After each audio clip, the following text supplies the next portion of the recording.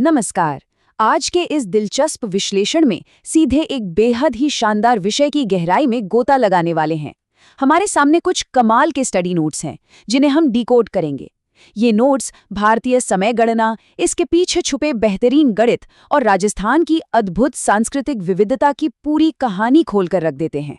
ये महज कुछ याद रखने वाली तारीखें नहीं हैं, बल्कि यह समझने का एक शानदार तरीका है कि कैसे सूरज, चांद और हमारा इतिहास मिलकर हमारे उत्सवों को गढ़ते हैं।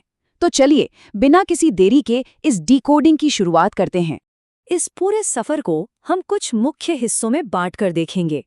सबसे पहले त्योहारों का आधार यानी प्रमुख कैलेंडर्स, फिर हिंदू पंचांग के महीने और पक्ष, उसके बाद राजस्थान के प्रमुख हिंदू त्योहार, आगे बढ़कर इस्लामी और सिख पर्व और अंत में जैन, सिंधी और ईसाई त्योहारों को समझेंगे। तो चलिए सीधे पहले भाग से शुरुआत करते हैं, त्योहारों का आधार और हमारे प्रमुख कैलेंडर। समय को मापने के मुख्य रूप से 4 बड़े आधार हैं। सबसे पहले है इंटरनेशनल ग्रेगोरियन कैलेंडर, जिसे पूरी दुनिया मानती है। ये सौर गणना यानी सूरज की चाल पर टिका है और इसमें 365 या 66 दिन होते हैं। फिर आता है शक संवत, जिसे 78 ईस्वी में कुषाण राजा कनिष्क ने शुरू किया था, और ध्यान रहे यही आज भारत का राष्ट्रीय कैलेंडर भी है। इसके ठीक उलट विक्रमी संवत 57 ईसा पूर्व में राजा विक्रमादित्य ने शुरू किया था, जो पूरी तरह से चांद की चाल पर आधारित है और इसमें 354 दिन होते हैं। और आखिर में है हिजरी संवत, जो 16 जुलाई 622 ईस्वी में पैगंबर मोहम्मद साहब द्वारा शुरू किया गया था, और ये भी पूरी तरह से चंद्रगणना पर ही चलता है। अब इन कैलेंडर्स का गणित बड़ा ही मजेदार है। नोट्स में एक बहुत ही कमाल की बात छुपी है। विक्रमी संवत असल में ग्रेगोरियन कैलेंडर से 57 साल आगे चलता है, और वहीं शक संवत ग्रेगोरियन कैलेंडर से 78 साल पीछे है। किसी भी प्रतियोगी परीक्षा की तैयारी करने वाले के लिए ऐतिहासिक तारीखों का सही तालमेल बिठाने का ये जोड़ घटाव एक अल्टीमेट हैक है। अब सालों की बात तो हो गई, आइए भाग 2 की तरफ बढ़ते हैं और हिंदू पंचांग के महीनों और पक्षों के आंतरिक गणित को डिकोड करते हैं।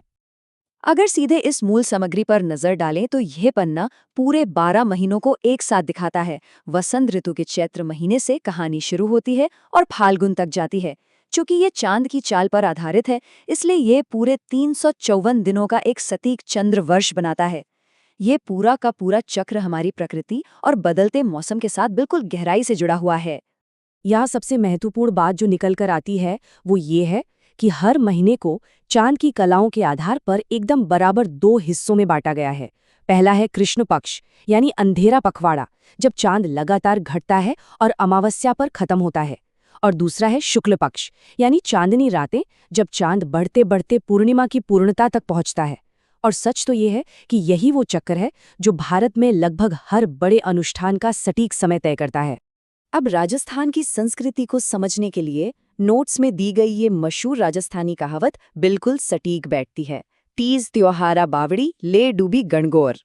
ये एक लाइन त्योहारों के पूरे मौसम को एक फ्रेम में बांध देती है।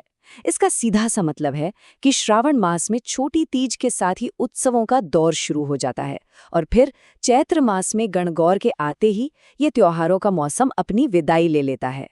कैलेंडर के इस विज्ञान को समझने के बाद अब तीसरे भाग पर आते हैं, राजस्थान के प्रमुख हिंदू त्योहार। इस टाइमलाइन को देखने पर समझ आता है कि कैसे पूरे साल जश्न की एक शानदार श्रृंखला बनी रहती है। चैत्र में नवरात्रि से शुरुआत, फिर श्रावण की तेज और राखी, भाद्रपद की जन्माष्टमी, कार्तिक की जगमगाती दिवाली और आखिर में फाल्गुन की रंग बिरंगी होली। ये एक के बाद एक आने वाले उत्सवों का ऐसा चक्र है जो पूरे चंद्रवर्ष को जीवंत बनाए रखता है। नोट्स का ये हिस्सा खास तौर पर श्रावण महीने को हाईलाइट करता है।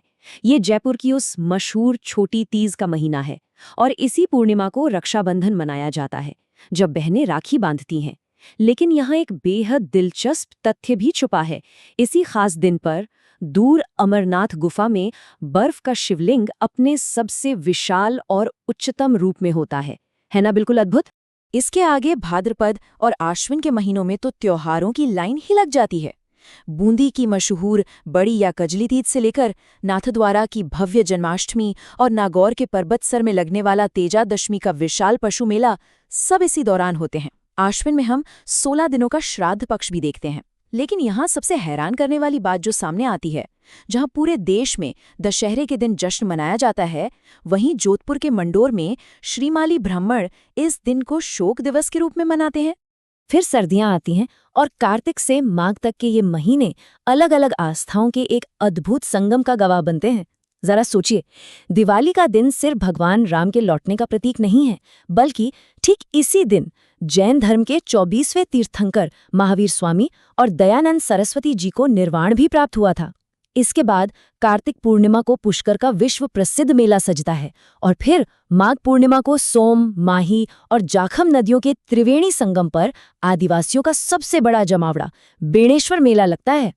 और फिर साल अपने पूरे रंगो नूर के साथ फाल्गुन और वैशाख में नए सिरे से करवट लेता है। नोट्स में कई अनोखी होलियों का जिक्र है, जैसे लठमार, कोड़ामार और मेवाड़ के आदिवासियों की भगोरिया होली। चैत्र में गणगौर आती है और यहाँ एक बहुत ही खास बात लिखी है कि जैसलमेर में गणगौर बिना ईसर के मनाई जाती है। फिर आती है वैशाख शुक्ल तृतीया यानी आखा तीज। ये एक अबूझ सावा है, बिना मुहूर्त के सबसे शुभ दिन। और क्या पता था कि बीकानेर शहर का स्थापना दिवस भी यही दिन है। अब जरा दिशा बदलते हैं और भाग 4 की तरफ चलते हैं, जहां हम इन स्रोत सामग्री के आधार पर इस्लामी और सिख परंपराओं के त्योहारों को डिकोड करेंगे। इन मूल नोट्स को आधार बनाते हुए इस स्लाइड में हम हिजरी कैलेंडर के 12 महीनों को देख रहे हैं। जैसा कि हमने बिल्कुल शुरुआत में बात की थी, ये पूरी तरह से एक चंद्र कैलेंडर है, जिसकी शुरुआत 622 ईस्वी में हुई थी। इसके महीने मुहर्रम से शुरू होते हैं और आखिरी महीना जिलहिज होता है। ये टेबल इन तारीखों के गणित को बहुत ही आसानी से समझाती है। मुहर्रम का पर्व करबला के मैदान में हुए ऐतिहासिक बलिदान की याद में मुहर्रम महीने की 10 तारीख को मनाया जाता है। वहीं अगर 2 प्रमुख ईदों की बात करें तो मीठी ईद यानी ईद उल फितर शव्वाल महीने की बिल्कुल पहली तारीख को आती है और बकरा ईद यानी ईद उल जुल्हज साल के अंतिम महीने जिलहिज की 10 तारीख को मनाई जाती है। वहीं अगर सिख त्योहारों के चक्र को देखा जाए तो ये खेती के मौसम और ऐतिहासिक मील के पत्थरों से बहुत गहराई से जुड़ा हुआ दिखता है। 13 जनवरी को आने वाली लोहड़ी नई फसल के स्वागत का एक बड़ा जश्न है। फिर अप्रैल में बैसाखी आती है, जो उस ऐतिहासिक दिन की याद दिलाती है जब 1699 में गुरु गोबिंद सिंह जी ने खालसा पंथ की स्थापना की थी। और नोट्स में एक बड़ा ही शानदार जुड़ाव दिखाया गया है। गुरु नानक जयंती बिल्कुल उसी दिन मनाई जाती है जब हिंदू कैलेंडर के अनुसार कार्तिक पूर्णिमा होती है ना कमाल का तालमेल।